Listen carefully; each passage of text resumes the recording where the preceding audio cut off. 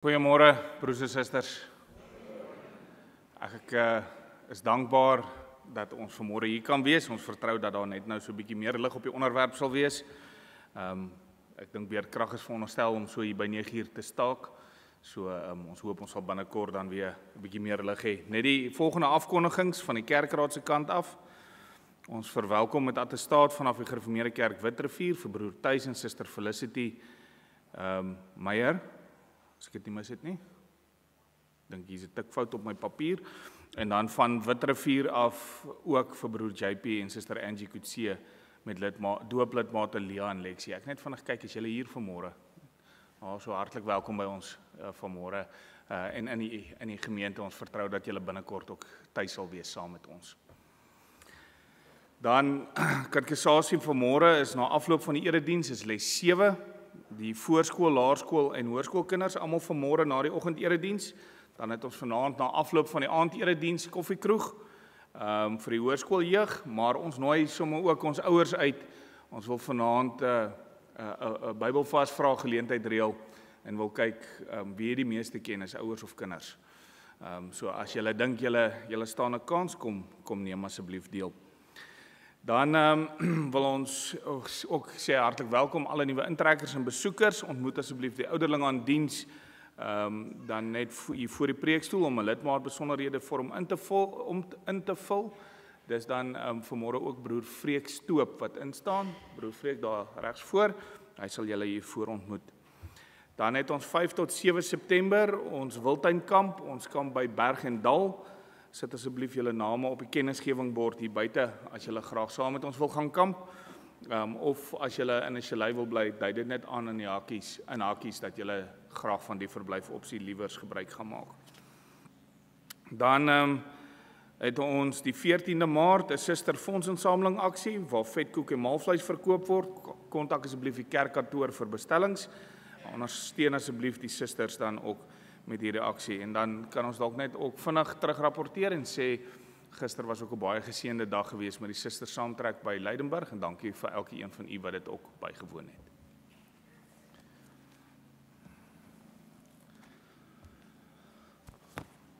Ons gaan toetree tot die erediens vanmôre met Psalm 111, tweede omdigting vers 1. Ons doen dit terwyl ons so sit en daarna raak ons stil voor ons Here.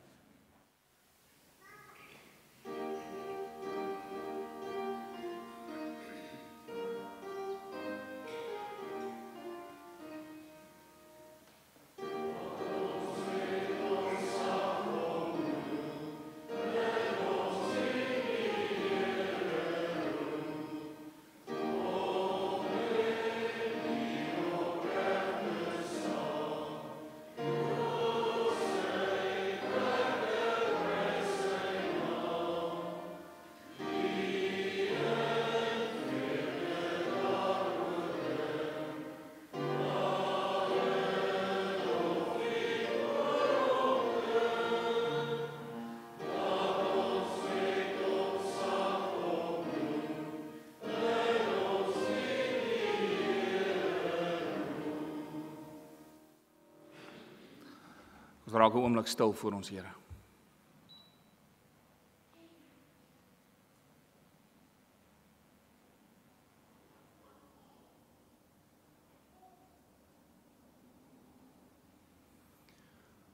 Ek kyk op na die berge. Waar sal my hulp vandaan kom? My hulp is in die naam van die Here wat hemel en aarde gemaak het en getrou bly tot in alle ewigheid. Verhef julle harte tot God, ontvang sy seën. Genade, barmhartigheid en vrede vir julle van God ons Vader, ons Here Jesus Christus, deur die ryke werking van die Heilige Gees. Amen. Kom ons staan, dan sing ons saam 'n loflied vir die Here, Skrifbereiding 1:2, verse 1 en 3, en dan bly ons staan om saam ons geloof te bely. Skrifbereiding 1:2, verse 1 en 3, en dan bly ons staan om ons geloof te bely. Prys hom die hemelvors op sy verhewe troon, loof hom aan wie die hemelkoor hul hulde steeds betoon. Aan hom die Skepper Heer kom toe die eer en mag. Sy woord het alles voortgebring. Roem ewig sy gesag. Skrifbereiding 1:2. Ons sing hiervan verse 1 en 3.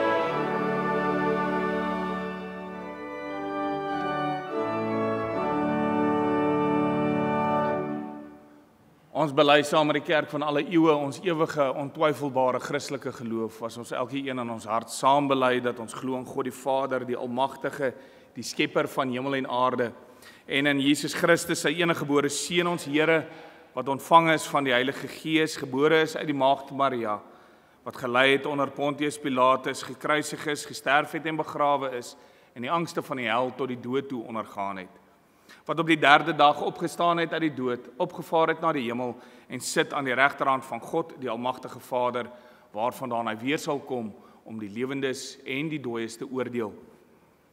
Ek glo in die Heilige Gees, ek glo aan 'n heilige, algemene Christelike kerk, die gemeenskap van die heiliges, die vergifnis van sondes, die opstanding van die liggaam en die ewige lewe. Amen.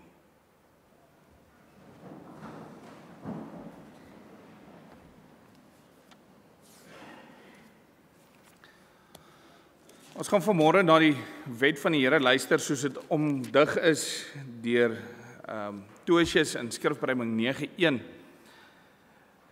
Skrifbryming 9:1 verse 1 tot 9 lees ek vir ons en dan antwoord ons met die sing van verse 10 en 11 terwyl ons so sit. My siel herdink met sidderbewe hoe God met majesteit beklee, deur wolke en donkerheid omswewe, sy wet op Horeb het gegee. Ek is die Heer, jou God en koning, wat uit Egipte jou bevry, jou uitlei uit jou slaafse woning, dien dan geen gode buiten my. Ek ywer teen my haters, maak dan geen beeld om die te aanbid. Ek straf volstreng die wetverlaters tot in die 3de en 4de lid. Maar ek bewys barmhartighede en bly aan duisende getrou, wat tot my kom met hul gebede en wat my wette onderhou. Misbruik die naam van God die Heer nie, en bly altyd jou eed getrou, want hulle wat sy naam nie eer nie, sal God geensins onskuldig hou. Gedenk die Sabbat in 6 dae het God die wêreld toeberei, maar hy het na sy welbehae die rusdag aan sy diens gewy. Gee eer aan Vader en aan Moeder, want God regeer ons deur hul hand. Dan sal die Heer, die troue hoeder, ons seën in ons vaderland. Jy mag nie doodslaan, jou nie wreek nie, maar liefde moet jou steensel wees. Jy mag nie die heilige eg nie breek nie, maar kuis van hart die Here vrees. Laat nooit jou voet die weg betree nie van hom wat roof nog diefstal vrees. Jy mag geen vals getuienis gee nie, maar laat jou woorde waarheid wees.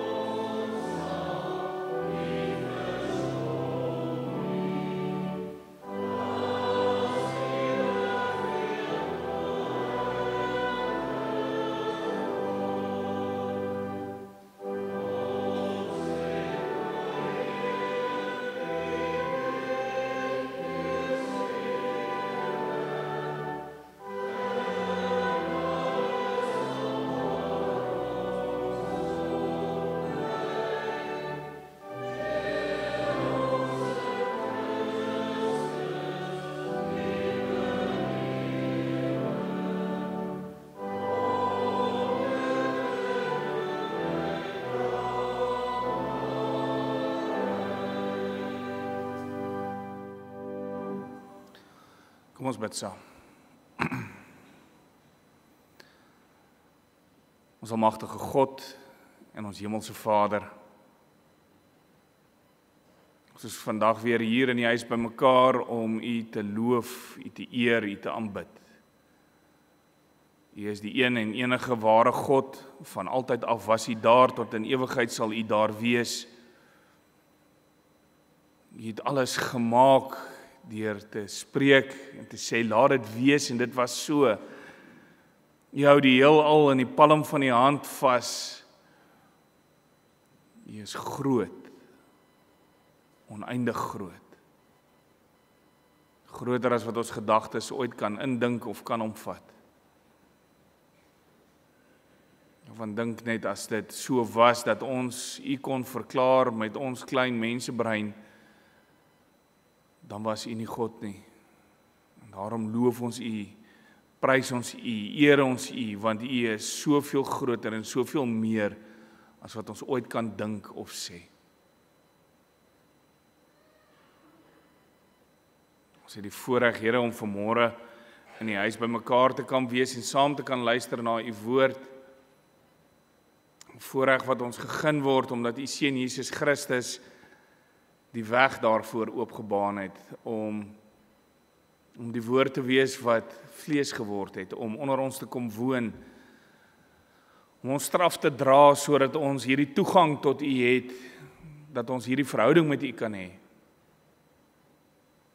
Die genade, Vader, is groot, oneindig groot. En die hoogtepunt daarvan sien ons in ons Here Jesus Christus. En dan, Here, as ons so saam luister na U wet, soos ons het net nou na geluister het en op geantwoord het deur saam te sing,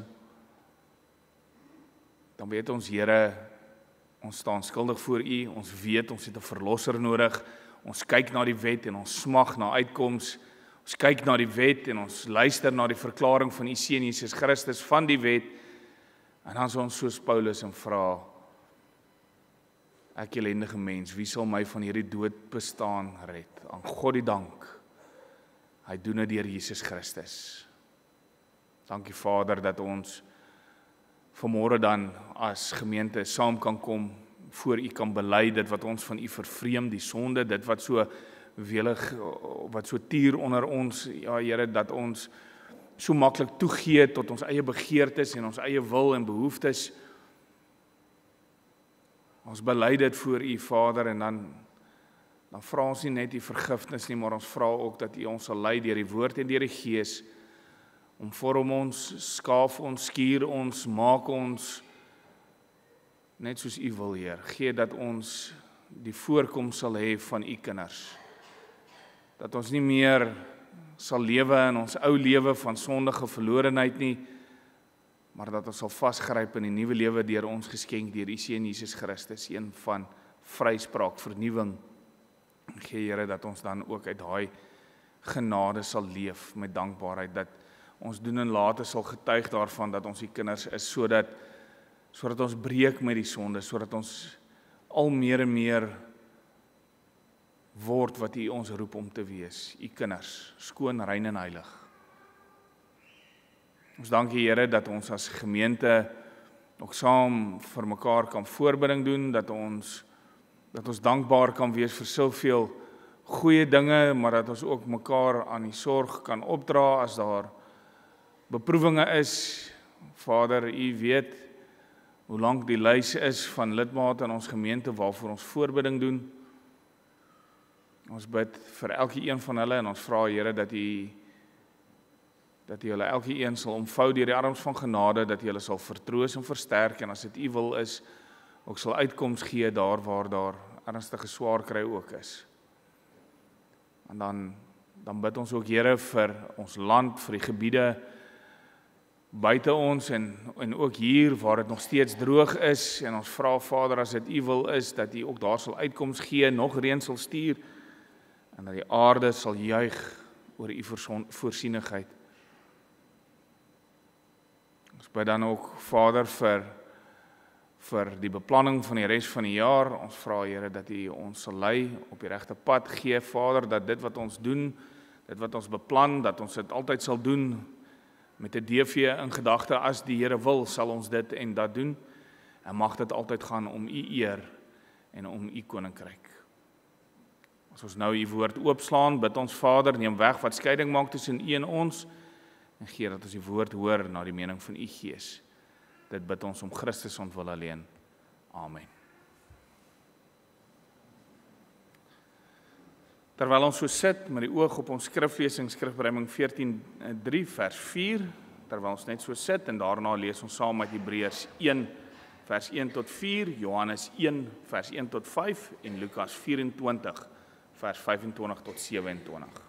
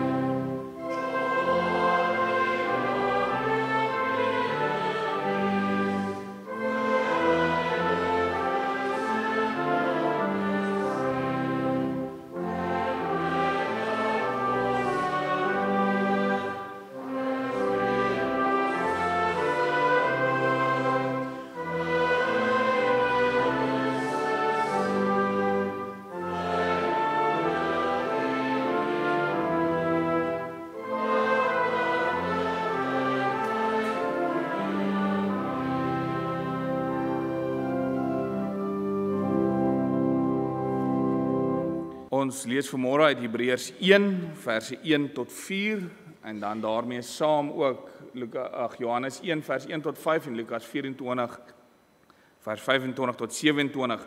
Maar ons hoof fokus vanmôre Hebreërs 1. Ons lees vanaf vers 1 tot 4. In die verlede het God baie keer en op baie maniere met ons voorvaders gepraat deur die profete, maar nou in hierdie laaste dae het hy met ons gepraat deur die Seun. God het hom deur wie hy die wêreld geskep het, ook erfgenaam van alles gemaak. Uit hom straal die heerlikheid van God en hy is die ewebeeld van die wese van God. Hy hou alle dinge deur sy magswoord in stand en nadat hy die reiniging van sondes bewerkstellig het hy gaan sit aan die regterhand van die majesteit in die hoë hemel. Hy is net so verhewe bo die engele, as wat die naam wat God hom gegee het voortreffliker is as hulle naam. Ons lees hiermee saam dan, Johannes 1, verse 1 tot 5.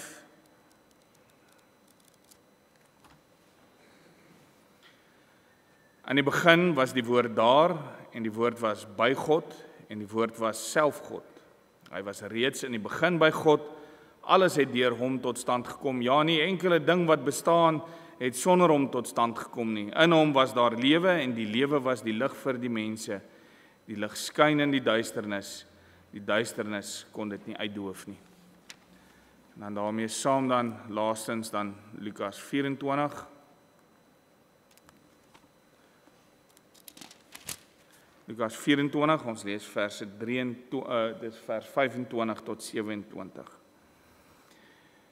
Toe sê hy vir hulle, wat 'n gebrek aan begrip en wat 'n traagheid van gees, glo julle dan nie al die dinge wat die profete gesê het nie? Moes die Christus nie hierdie dinge ly om sy heerlikheid in te gaan nie? Daarna het hy by Moses en al die profete begin en al die skrifuitsprake wat op hom betrekking het vir hulle gesê. Uitgelê. Ons teksverse dan Hebreërs 1, verse 1 en 2. In die verlede het God baie keer en op baie maniere met ons voorvaders gepraat deur die profete, maar nou in hierdie laaste dae het hy met ons gepraat deur die Seun. God het hom deur wie hy die wêreld geskep het, ook erfgenaam van alles gemaak.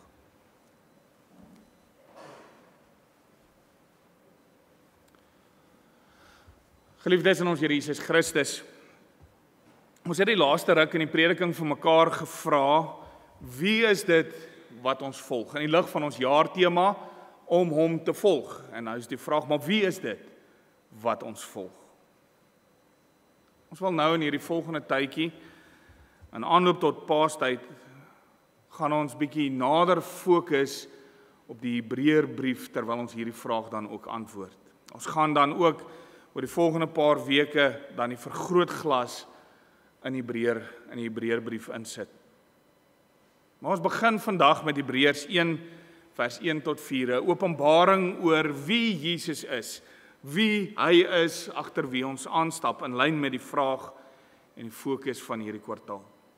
Nou geliefdes in ons Here, dink dit is vir ons almal duidelik dat ons soms sig verloor van hom agter wie ons aanstap. Dat ons soms siende blind word, soos die keer toe Jesus die blinde man in Johannes 9 genees het en Jesus die Fariseërs konfronteer met die stelling en sê, ek het na hierdie wêreld toe gekom met die oog op 'n beslissing, sodat die wat nie sien nie kan sien en die wat sien kan blind word. En party van die Fariseërs wat by hom was, het dit gehoor en vir hom gesê, ons is mos nie blind nie.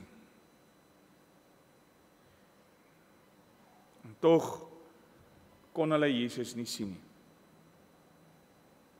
Hulle wat so ingegrawe is in die Ou Testament, wat die Bybel so goed ken, kon Jesus nie daarin sien nie.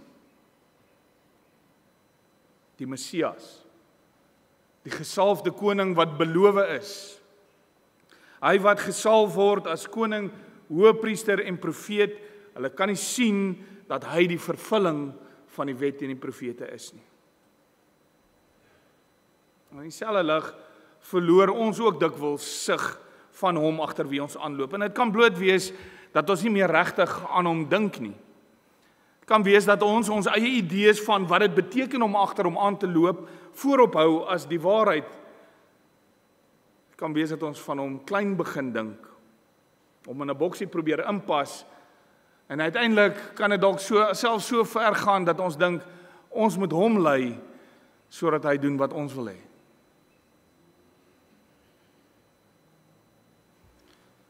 Maar geliefdes, wat ons teks ons vanmôre aan herinner, is eenvoudig, Jesus is groter, meer as alles en almal. Hy is die vervulling van die skrif, hy is die woord wat vlees word, en dis hy wat ons leer met gesag, sodat ons daaraan kan vashou. En dit gaan dan ook ons handvatsels wees vir die preek vandag, die 3 sake. God praat deur die profete, God praat deur die Seun se gesag. Eerstens dan, God praat deur die profete. Ons teks begin met die woorde, in die verlede het God baie keer en op baie maniere met ons voorvaders gepraat deur die profete. Woorde wat dalk by ons verbygaan, maar veral ook iets wat ons baie keer mis wanneer ons die Ou Testament bestudeer. Kyk, soos wat met die Emmausgangers gebeur het wat ons gelees het. Hulle het gehoor van Jesus. Hulle het selfs gaan luister na dit wat hy verkondig het, dit wat hy gepreek het. Hulle het hier aan sy voete gesit en geluister en geleer na dit wat hy gesê het. Al meer as dit, hulle het die Ou Testament ook nog geken, soos meeste van ons nie ons Bybels sou ken nie. Julle weet, dit is in die Joodse tradisie vasgelê dat teen die ouderdom van 11 kan alle kinders die Torah, die wet, die eerste 5 boeke van die Bybel uit hulle koppe uit opsê. Hulle sou vir jou kon sê wat staan in Eksodus 23 vers 10. Weet jy? Staan, hulle ken die woord van God. Hulle weet wat daarin staan. Hulle het die Ou Testament goed geken en nou stap hulle terug van Jerusalem af na die teleurstellende gebeurte van hierdie Jesus wat nou gekom het en nou doodgemaak is en begrawe is. En dan sê hulle nog vir hierdie man wat nou Jesus is, vir hierdie man wat langs hulle stap, maar het jy nie gehoor wat gebeur het nie? As ons nou al hierdie dinge luister wat gebeur het, dan is daar nog vroue wat ons ontstel en sê uit die dood uit opgestaan ook nog. Dis vir hulle hierdie ongelooflike teleurstellende gebeurtenis, want hulle het 'n idee gehad dat Jesus sou kom om hulle te verlos van die Romeine. Hulle sou verlos van aardse vervolging en hierdie volk sou herstel tot die regerende mag van die ou nabye Ooste. Dis wat hulle in die oog gehad het. Hier nou, aardse herstel. Ek lees so tydjie terug hoe iemand op Facebook sê dat hy so ontsteld is met die feit dat Jesus aan die kruis doodgemaak is. En hy nie net van die kruis afgeklim het en alles net nuut en mooi gemaak het nie. Hy is so ontstel daarmee en dit is vir my verskriklik hard om dit te sê, maar dis wat die man toe nou sê is, sodat as hy in die hemel kom, sal hy vir God met genoegdoening vermorsel. Omdat hy so ontsteld is, dat God nie hier en nou sy probleme regmaak, in hierdie sondige aardse bestaan nie.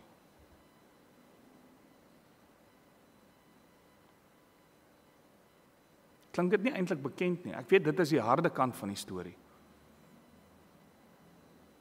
Maar klink dit nie ook bekend in jou eie verwyte, wanneer dinge nie gaan soos wat jy wil hê dit moet gaan nie? Veel van ons gebede word nie eintlik primêr ingekleer as 'n versoeklysie vir persoonlike verlossing nie. Red my van my baas. Red my van hierdie mense wat lelik van my praat.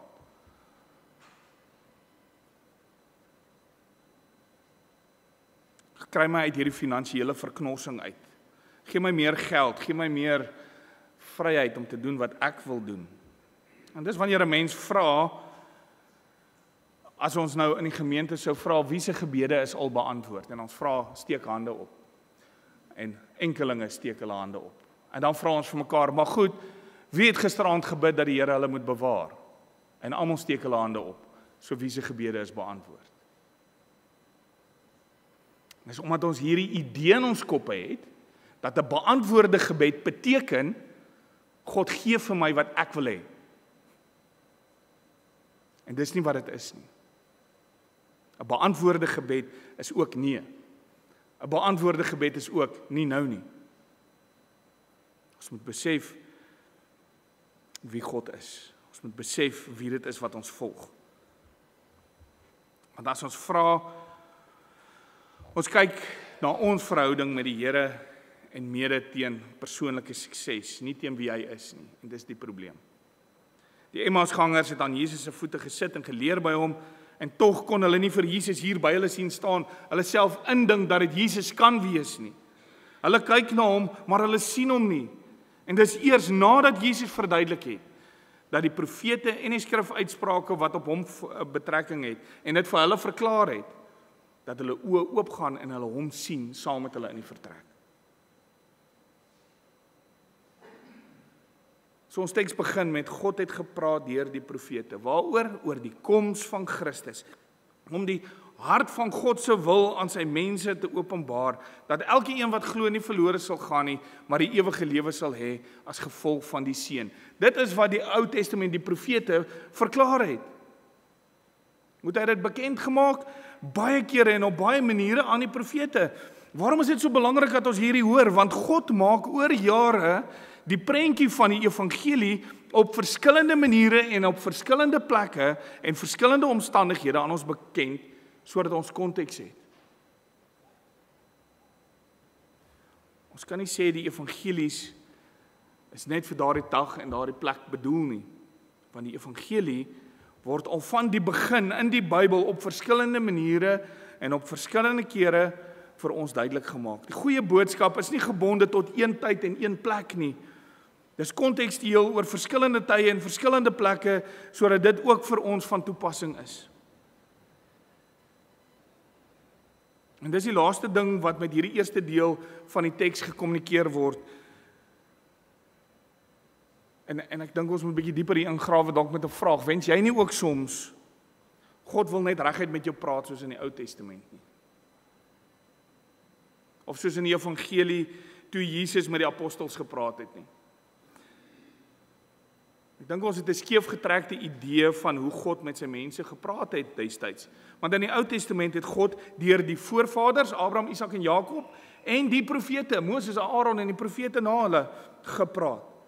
God openbaar homself aan Jan Alleman nog altyd deur 'n tweedehandse openbaring. God gebruik nog altyd 'n middelman om te kommunikeer met sy kinders. Eers was dit die profete, soos Moses op die berg, Moses in die tent van ontmoeting, en so kan ons aangaan. Maar dan in die tweede plek, en dit bring ons by die laaste dae, praat God deur sy seun. En dit bring ons by die tweede punt. In die Ou Testament praat God deur die voorvader en die profete, en nou in die laaste dae praat hy deur die seun. Die seun is die woord wat vlees word en onder ons kom woon, ons middelaar, die een wat die boodskap vir ons bring. Kyk na die ondersteuning wat Johannes 1 vir Hebreërs 1 ook gee. Ons lees in Hebreërs 1 vers 2, is die tweede gedeelte, die volgende. God het hom deur wie hy die wêreld geskep het. Hoor mooi, hom deur wie hy die wêreld geskep het. En nou praat hy van Jesus. En dan sê Johannes 1, in die begin was die woord daar, die woord was by God, die woord was self God, hy was reeds in die begin by God, alles het deur hom tot stand gekom. Ja, nie 'n enkele ding wat bestaan het sonder hom tot stand gekom nie. Hy deur wie hy geskep het, sê Hebreërs, en alles het deur hom tot stand gekom, sê Johannes. En ons weet dat net 'n paar verse later sê Johannes dan, die woord het mens geword en onder ons kom woon, ons het die heerlikheid gesien, die heerlikheid wat hy as die enigste seun van die Vader het, vol genade en waarheid. Jesus, die seun van God, die woord wat vlees geword het, deur wie alles tot stand gekom het. Hy is van die begin af daar. God het geskep deur te spreek. Die woord wat gespreek is Jesus. Deur hom het alles tot stand gekom, want deur hom het alles ontstaan. Alles het deur hom tot stand gekom. Jesus self God word vlees en kom woon onder ons met een doel, om die volmaakte openbaring van God se raadsplan vir ons bekend te maak. Die middelaar. Om duidelik vir ons uit te wys wie hy is, wat hy doen en hoe ons daarin deel kry. Dis in kort wat hy openbaar. Hy is die seun van God wat 'n volmaakte lewe kom lei, en hierdie lewe word opgeoffer aan die kruis, waar die regverdige Jesus as onregverdige mens, ek en jy, behandel word. Hy ruil plekke.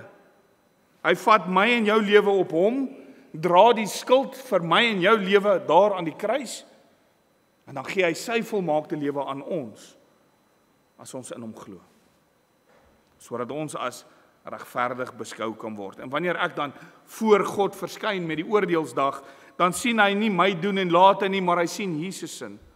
En die enigste manier hoe ek dan deel kry aan hierdie lewe van Jesus is deur in hom te glo. Dis wat Johannes 3 vers 16 ons lees. Ja, God het die wêreld so lief gehad, dat hy sy eniggebore seun gegee het. En so baie keer stop ons net daar. Maar ons lees nie die sin klaar nie.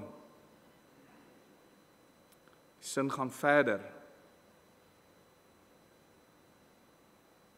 Die res van die vers sê, sodat elkeen wat in hom glo, nie verlore gaan nie, maar die ewige lewe het. Dis die volmaakte openbaring van God se raadsplan. En ons verdwaal so dikwels in goedjies soos, maar is God nie besig om vir my sy wil te openbaar wanneer ek my toon stamp as ek hier uitstap, sodat ek nie na die of die plek toe moet gaan nie. Dis nie God se wil nie. Dis nie God se raadsplan nie. Sy raadsplan is dat elkeen in hom moet glo en nie verlore moet gaan nie. Dis sy wil.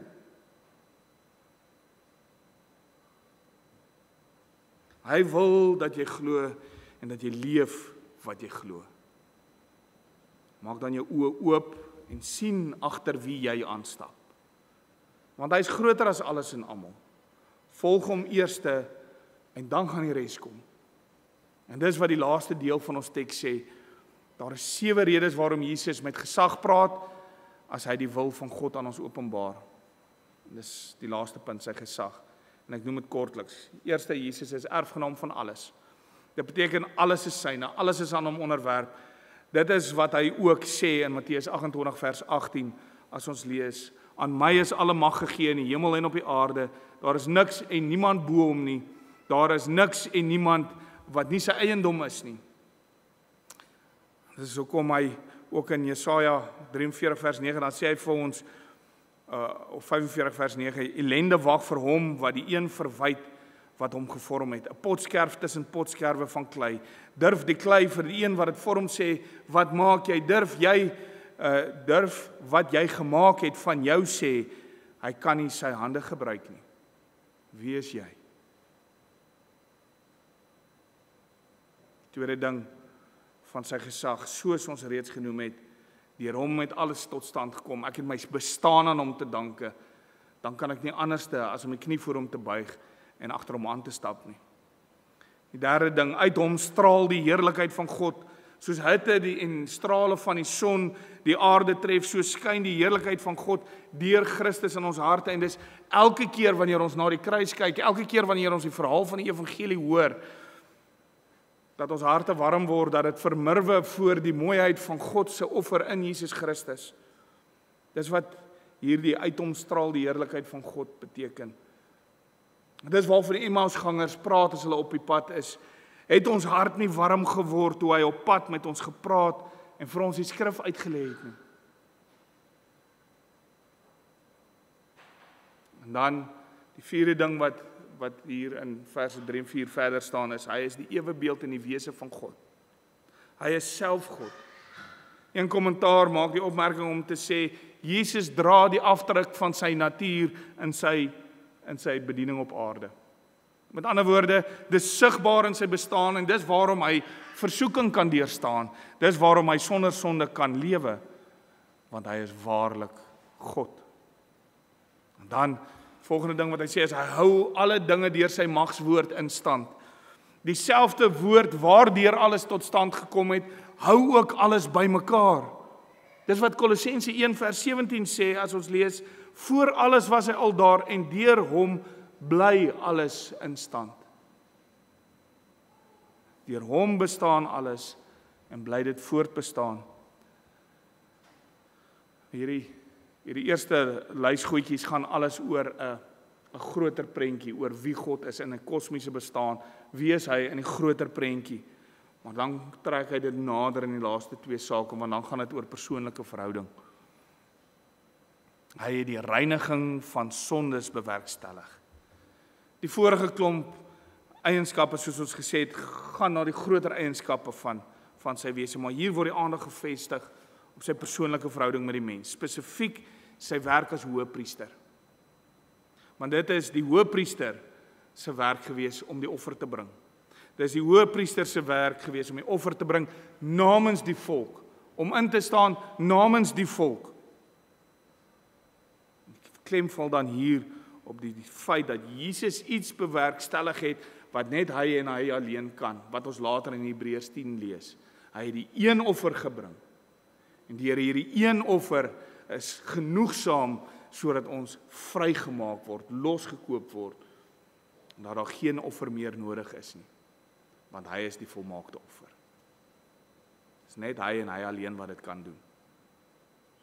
Hy gaan sit dan aan die regterhand van die majesteit in die laaste punt in die hoë hemel. Die regterhand, die ereposisie, dit waarvan Filippense 2 van praat as ons lees. Daarom het God hom ook tot die hoogste eer verhef, want hy is groter as alles en almal. Hy is tot die hoogste eer verhef, en hy wat tot die hoogste eer verhef is, doen voorspraak namens my en jou.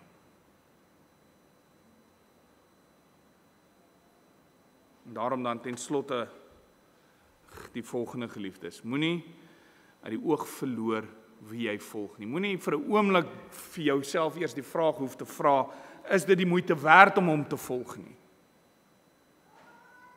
Kyk, hoor, sien wie hy is agter wie jy aanstap.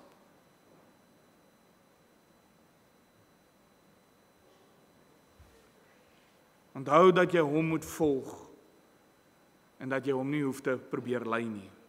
En as ek en jy hom volg, dan moet ons verstaan, hy is groter as alles en almal, hy is betroubaar, hy dra die hoogste gesag. Mag hy dan jou onverdeelde aandag geniet. En mag God ons deur sy Gees daartoe help om agter hom aan te hou stap. Amen. Kom ons bid saam.